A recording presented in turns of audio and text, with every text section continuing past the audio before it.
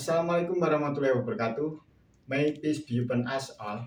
Hi friends, I'm glad to see you again for the fifth initiation.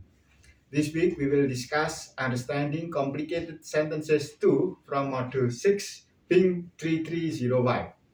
By the end of this week, it's expected that you are able to understand conditional sentences, understand inversion, and understand double structures.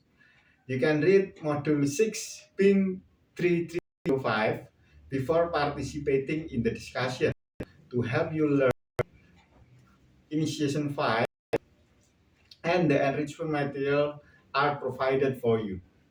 This week, you have to do the following activities. They are participating in the discussion forum, submitting the formative task 5, doing tutorial assignment 2.